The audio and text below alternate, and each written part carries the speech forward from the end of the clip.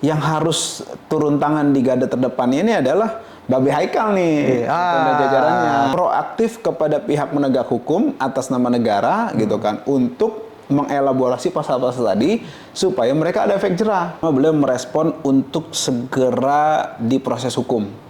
Hal-hal yang memang melanggar hukum dan merugikan masyarakat, merugikan umat Islam. Nah, dan juga ada unsur-unsur pidananya. Kita dari tim Advokat Persaudaraan Islam akan menerbitkan rilis untuk mendukung proses hukum terkait dengan isu ini, karena ini kita khawatir semacam puncak gunung es juga. Ternyata di bawah ini banyak yang begitu, yang meremehkan gitu kan.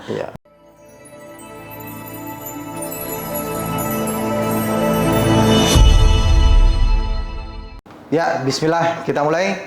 Assalamualaikum warahmatullahi wabarakatuh. Waalaikumsalam warahmatullahi wabarakatuh. Kembali lagi di YouTube channel Halo Pengacara. Dan pada kesempatan kali ini kembali Halo Pengacara kedatangan narasumber. Ini Bang Ajis Yanuar, SHMH. Pengacaranya Habib Rizik Syihab. Betul ya Bang? Koreksi Bang kalau salah. Betul ya? Dan pada kesempatan kali ini kita mau diskusi, mau mengulas satu isu hukum Bang ya. Kira-kira tentang apa nih Bang? Atau tentang ini ya, yang tentang warung yang lagi rame ini. Katanya dilaporkan ke polisi terkait ada dugaan tidak memberikan informasi terkait dengan kehalalan produknya gitu. Betul, ya. Ada salah satu warung di Solo kalau tidak salah ya, kita nggak sebut namanya, tapi menurut informasi yang kita baca itu sudah dilaporkan ke Polres Solo oleh salah satu organisasi kemasyarakatan. Betul. Kalau tidak salah apa ya namanya, Halal Watch atau apa seperti itu ya. Dari situ dilaporkan ada 2 pasal nih terkait dengan penipuan dan juga tentang jaminan produk halal gitu ya Bang. Tapi sebelum kita ke situ Bang, ini apa sih yang menjadi soal? Karena kan sebenarnya kalau menurut keterangannya si pemilik warung ini, itu kan mayoritas pelanggannya adalah non-muslim. Ya, satu hal itu ya. Kedua juga yang tidak halalnya itu adalah bukan ayamnya tapi kremesnya begitu. Menurut versinya yang berita yang kita baca Bang Ajis. Nah, kalau Bang Ajis melihat ya, ini seperti apa Bang? Yang kok bisa jadi permasalahan hukum begitu? Ya, bismillahirrahmanirrahim. Terima kasih dari Halo Pengacara yang mau berdiskusi dan juga telah berdiskusi saat ini. Jadi terkait dengan isu yang tadi dibahas oleh Mas Heri tadi, memang saya lihat ada ketidakpahaman dari masyarakat dalam hal ini, beberapa pihak, terutama dalam hal kasus yang kita bahas ini adalah si pemilik warung atau pemilik usaha tadi. Yang pertama dia bilang yang datang ke sini ini apa namanya, pelanggannya itu non muslim atau bukan dari kalangan umat Islam. Nah ini nggak boleh, karena dia maksud saya dia tidak boleh mengatakan demikian. Karena kenapa? Negara yang tempat dia tinggal ini punya aturan hukum. Di situ ada yang kita sampaikan tadi adalah seluruh produk ya yang beredar kemudian diperdagangkan masuk ya ke wilayah Indonesia itu wajib memiliki sertifikat halal. Ada beberapa hal, di antaranya yang di perdagangan tadi, makanan, terus yang ada unggas apa segala macam yang memang hasil dari unggas itu ya dipotong atau diolah setelah itu. Nah itu harus ada produk halalnya menurut ketentuan undang-undang. Nah, kalaupun dia tidak mencantumkan yang halal tadi, dia wajib mengatakan bahwa ini produk tidak halal, begitu. Nah itu harus ada ketentuannya, problemnya. Nah, jadi itu yang saya tanggapi dari pernyataan yang pertama. Pernyataan yang kedua, dia mengatakan bahwa ini kremesannya aja, gitu kan. Nah nggak boleh. Apalagi dia mengatakan jelas-jelas tadi kan kremesannya aja ini yang nggak halal, nggak bisa begitu. Kremesan itu kan menyatu ke produknya. Ini supnya ya, sup poin 2-nya ya. Menyatu ke ayamnya juga. Apa ada orang makan dipisahin begitu? Kan enggak kan? Gitu. Nah yang kedua, dia poin sup yang kedua dari butir kedua tadi saya sampaikan. Dia mencantumkan enggak di situ bahwa ini tidak halal.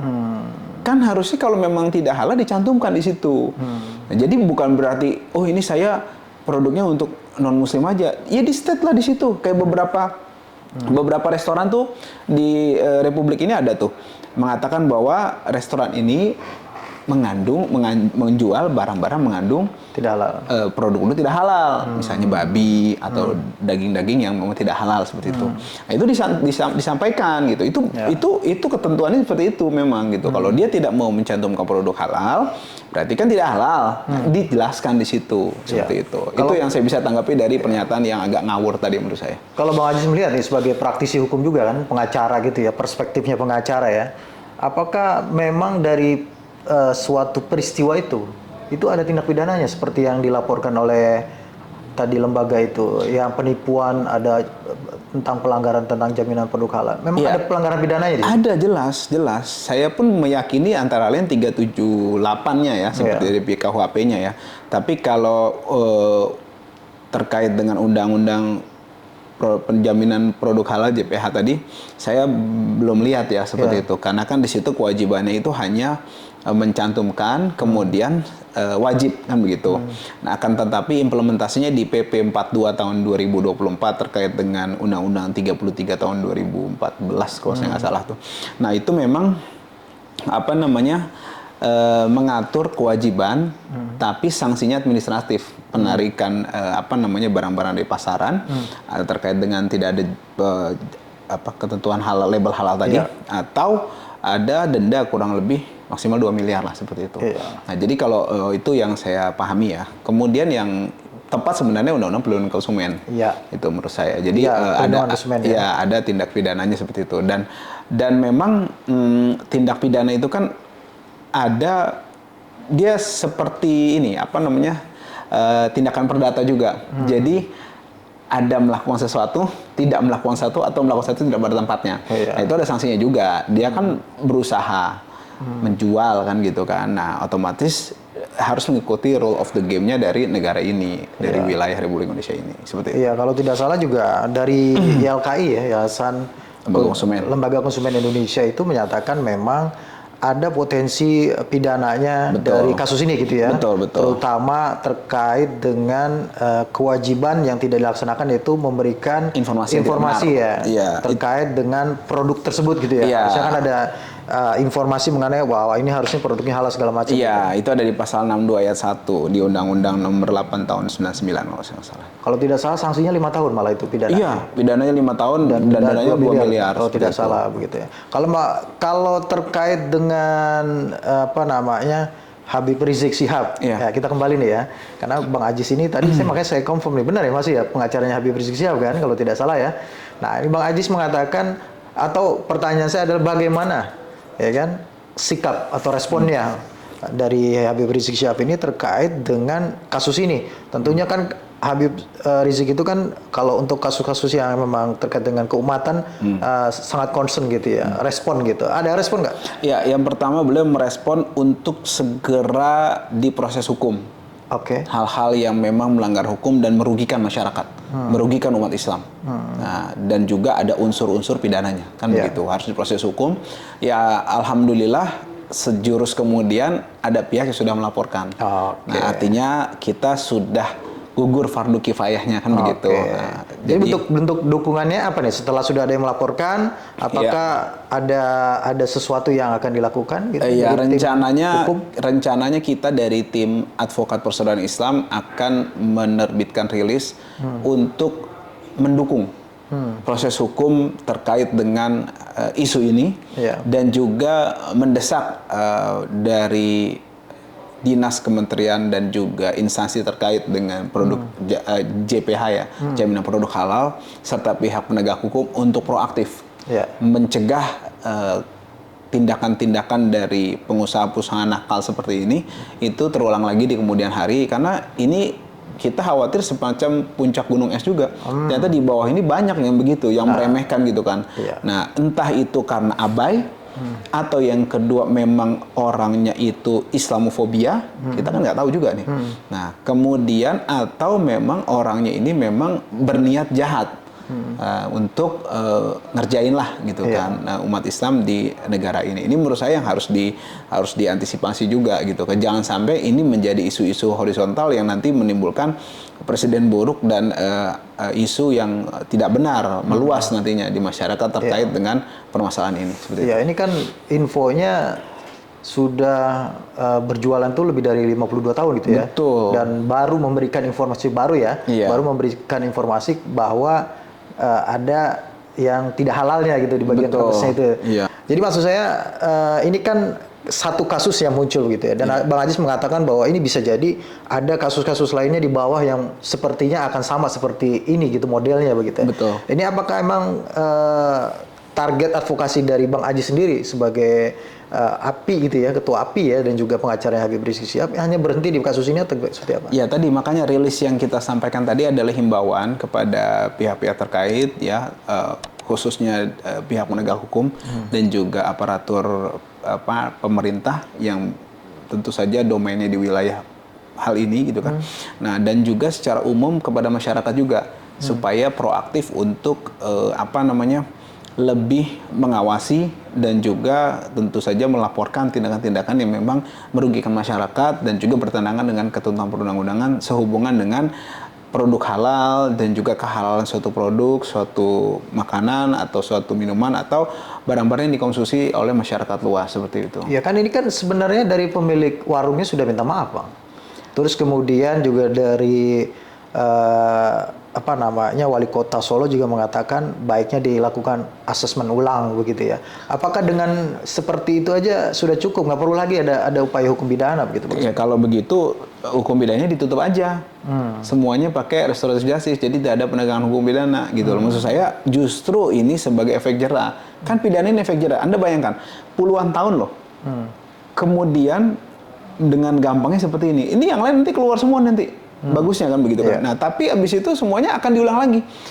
Tabiat masyarakat itu, makanya ada hukum itu, adalah mereka selalu untuk menganggap remeh dan juga terkesan meremehkan ketentuan peraturan. Itu tabiat sering melanggar hukum seperti itu. Itu tabiat di Konoha seperti itulah kebanyakan yang saya perhatikan gitu. Artinya tingkat disiplinnya parah. Itu yang tingkat pendidikannya kurang. Bagaimana yang seperti ini, saya meyakini yang pemilik restoran ini juga tingkat pendidikannya nggak goblok-goblok banget menurut saya. Lumayan lah. Ini saja kadar disiplinnya nggak ada. Nah, bagaimana caranya? Harus ada efek jera menurut saya. Gitu, supaya mereka nggak seenaknya. Loh, dagang mereka seenaknya loh. Maksud saya, mereka berdagang, berusaha, wirausaha, dapat keuntungan sampai puluhan tahun. Kemudian dengan gampangnya ternyata mereka memanipulasi tadi, atau dugaannya bukan manipulasi saja, tapi mungkin ada juga keterangan-keterangan yang nggak benar kan begitu kan. Nah terkait dengan kehalalan suatu produk ini nggak boleh loh. Yang dia jual makanan yang terkait dengan beberapa aturan agama, terutama agama Islam yang memang menjadi agama mayoritas di Republik Indonesia ini. Ini menurut saya hal yang harus jadi perhatian juga. Di negara lain aja menurut saya, meskipun misalnya mayoritas bukan Muslim, ada loh. Kalau di Amerika ada FDA, kan begitu kan harus lulus uji tes di sana. Kemudian ini kan sama, mereka memanipulasi data terkait dengan yang harus dilaporkan oleh FDA, kan begitu kan gampangnya. Nah kemudian dengan gampangnya minta maaf, kemudian ya udah nggak bisa begitu. Kita harus tegas menurut saya di tengah kesemrawutan tingkat kepatuhan masyarakat yang parah menurut saya.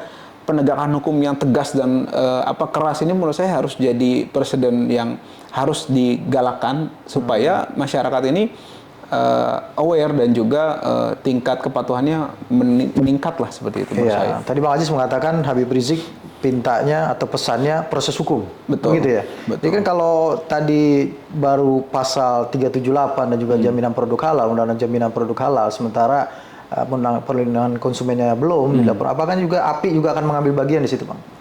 Kita masih lihat nanti apakah perlu hanya support aja, karena pihak kepolisian kan terbuka untuk mengelaborasi kan, bisa alternatif atau bisa akumulatif kan nanti dari tindak pidana yang mereka bisa atau bisa mengembangkan begitu ya dalam penyidikan nanti gitu kan. Sekarang masih lidik mungkin gitu, kemudian nanti tingkat penyidikan bisa menambah pasalnya yang memang diperlukan karena kan memang tugasnya mereka seperti itu. Iya, gitu iya. sih. Saya juga belum dapat nih apakah itu bentuknya laporan kepolisian atau ke pengadilan Atau Dumas, iya. Nah, kita juga belum tahu ya. Iya, justru yang harus turun tangan di garda terdepan ini adalah Babe Haikal nih, jajarannya, Ketua gitu. Badan Penyelenggaraan Jaminan Produk Halal. Betul. Ya, apa yang bisa dilakukan oleh Ya tentu saja Babe Haikal nih? Proaktif kepada pihak penegak hukum atas nama negara gitu kan untuk mengelaborasi pasal-pasal tadi supaya mereka ada efek jerah. Gitu kan. Usahanya diedukasi, oknum-oknum pemiliknya, pengusahanya diberikan sanksi. Kan begitu. Nah, ini juga jadi pionir nanti dalam penegakan hukum yang lainnya gitu seperti itu. Jadi kalau nanti di kemudian hari kita lihat dalam perjalanan ada yang lainnya ditindak juga gitu loh supaya mereka nggak meremehkan. Bayangkan saya melihat ini rumah makan lumayan besar ya, legend lah gitu kan, udah puluhan tahun. Otomatis kan omsetnya juga lumayan. Kalau nggak mungkin bertahan selama itu. Nah, tapi tingkat kepatuhannya seperti ini kan kacau. Ini justru menunjukkan meremehkan hukum di Republik ini. Dan pihak kepolisian sebagai garda terdepan harusnya tersinggung betul-betul nih di sini. Marah harusnya. Kemudian mengambil tindakan tegas, mengelaborasi pasal tadi dan juga memberitahukan masyarakat bersama dengan Babe Haikal tadi dan jajarannya sebagai institusi yang memang berkompeten di sini untuk menyampaikan kepada masyarakat imbauan gitu loh. Jadi jangan kasuistis saja hanya kasus ini selesai, nggak bisa begitu juga. Ini harus terus menjadi kepedulian kita. Isunya dua. Yang pertama adalah perlindungan konsumen, yang kedua penegakan hukum. Ini menurut saya yang harus digaungkan, bukan hanya sekedar ayam goreng nggak halal, bukan hanya sekedar itu. Baik, Bang Ajis. Makasih Bang Ajis atas penjelasannya. Mungkin ada yang lagi mau disampaikan? Iya, sama terakhir menurut saya ini untuk masyarakat juga tolong jangan abai juga.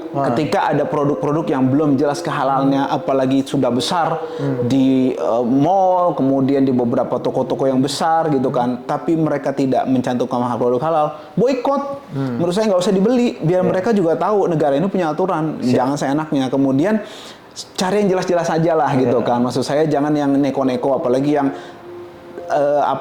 tidak pro kepada aturan di Republik ini terkait dengan produk halal. Saya tidak mengatakan harus beralih ke produk sesama muslim ansih ya, bukan hanya begitu aja. Tapi menurut saya pihak-pihak yang non muslim pun banyak. Rekan-rekan kita semua nih yang peduli gitu, seperti contohnya ada merek roti dan donat tuh, itu kan yang rame di Indonesia, yang asli produk Indonesia.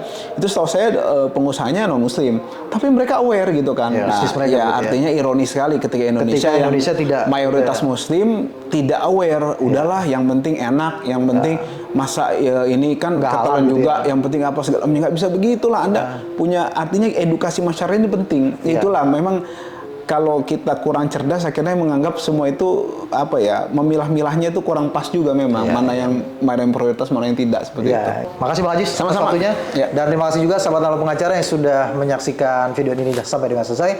Jangan lupa dukung terus Halo Pengacara, subscribe YouTube channel Halo Pengacara dan nyalakan loncengnya supaya terus mendapatkan notifikasi video-video terbaru dari Halo Pengacara. Terima kasih. Assalamualaikum warahmatullahi wabarakatuh. Waalaikumsalam warahmatullahi wabarakatuh.